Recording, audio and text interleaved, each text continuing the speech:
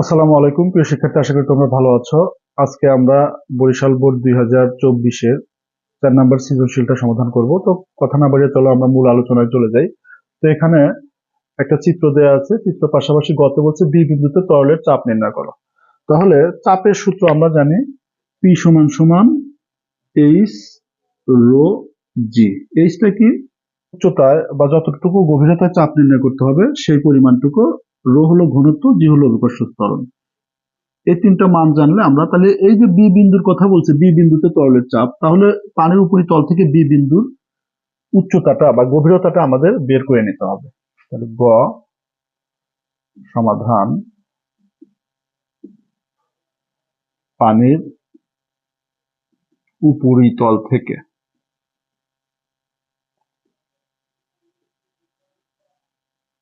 B বিন্দুর গভীরতা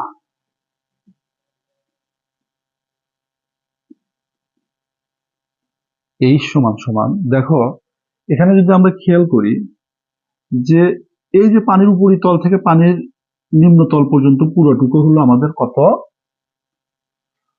1.5 metre.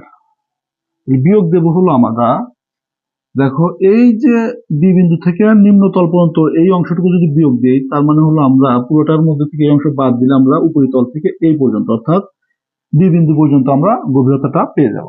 তো এখানে ছিল এটা মিটারে 1.5 আর এটা আছে সেন্টিমিটারে, তাহলে 60কে আমরা মিটার করে দেব, 100 দ্বারা ভাগ করলে এটা মিটার হয়ে যাবে, অর্থাৎ 1.5.06। তাহলে এটা 0.9 মিটার হলো আমরা গভীরতা পেলাম। তাহলে এখন এই যে এই সূত্রটা আমরা অ্যাপ্লাই করব। অভিকর্ষ ত্বরণ দেয়া না থাকলেও আমরা লিখে নিব যে অভিকর্ষ ত্বরণ ত্বরণ জি সমান সমান 9.8 মিটার পার সেকেন্ড স্কোয়ার, ঘনত্ব রো সমান সমান 1000 কেজি পার মিটার কিউব। তাহলে চাপ পি সমান সমান হট। তাহলে আমরা জানি চাপ পি সমান সমান এইচ রো জি। তাহলে এইচ আমরা কত পাইছি? 0.9, রো হলো আমাদের 1000 এবং জি হলো 9.8। আমরা যদি এটা ক্যালকুলেশন করার পরে আমরা পাবো 8820 চাপের একক প্যাসকেল। তাহলে এটাই হবে আমাদের গ নাম্বারের অ্যান্সার। তো আশা করি তোমরা বুঝতে পেরেছো। তো প্রিয় শিক্ষার্থী, এখন আমরা ঘ নাম্বারটা করব। দেখো এখানে বলছে উদ্দীপকের নিম্নলিখিত সিলিন্ডারটি ওজন হারাবে কি? গাণিতিকভাবে ব্যাখ্যা করো। তাহলে এই সিলিন্ডারটা ওজন হারাবে কিনা সেটা ডিপেন্ড করবে হলো যে এর প্লবতাকে আমরা এফ দ্বারা লিখি এবং সেটা ভি রো জি। এই যে এফ এর মানটা যদি জিরো না আসে, জিরো আসলে সে ওজন হারাবে না, আর জিরো না এসে যদি কোনো পজিটিভ মান পাই, আমরা ধনাত্মক কোনো মান পাই, তাহলে আমরা বলবো যে সিলিন্ডারটি ওজন হারিয়েছে। তাহলে দেখো আমাদের তাহলে সিলিন্ডারের আয়তনটা আগে একটু বের করে নিতে হবে। সিলিন্ডারের ব্যাসার্ধ দেয়া আছে, ব্যাসার্ধ সেটা আর সমান সমান 10 সেন্টিমিটার। তাহলে এটাকে আমরা যদি 100 দ্বারা ভাগ করি তাহলে এটা মিটার হবে, অর্থাৎ 0.1 মিটার। এটা হলো ব্যাসার্ধ পেলাম আমরা। আর সিলিন্ডারের আয়তন, সুতরাং সিলিন্ডারের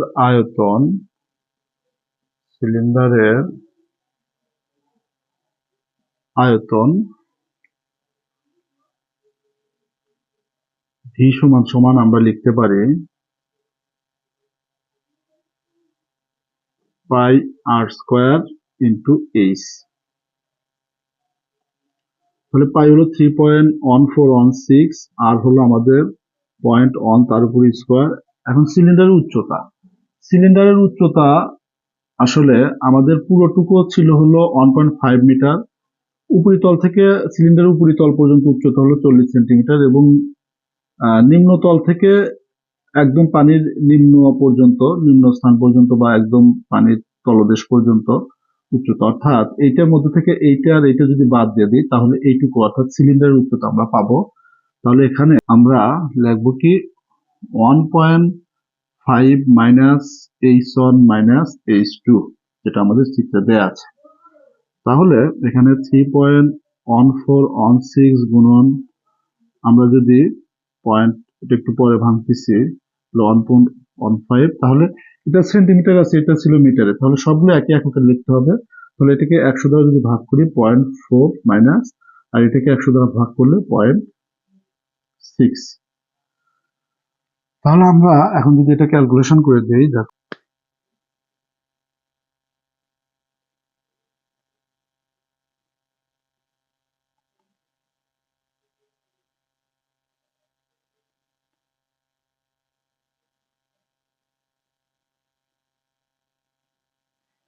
তাহলে সিলিন্ডারের আয়তন পেলাম আমরা।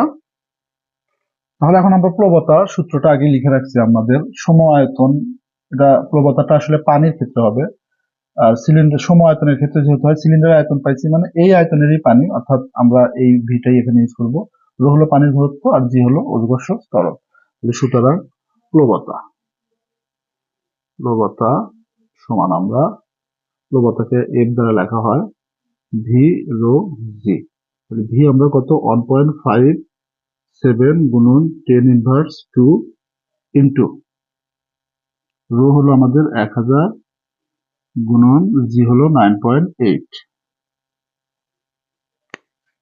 তো এটা মাইনাস করার পরে 153.86 নিউটন।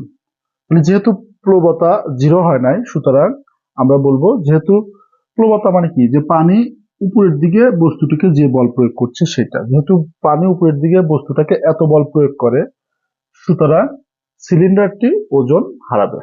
এটি হবে আমাদের ঘ নাম্বারের অ্যান্সার। তো আশা করি তোমরা বুঝতে পেরেছ। তো আজকে এই পর্যন্তই, দেখা হবে পরবর্তী ভিডিওতে। সে পর্যন্ত সবাই ভালো থাকো। আসসালামু আলাইকুম।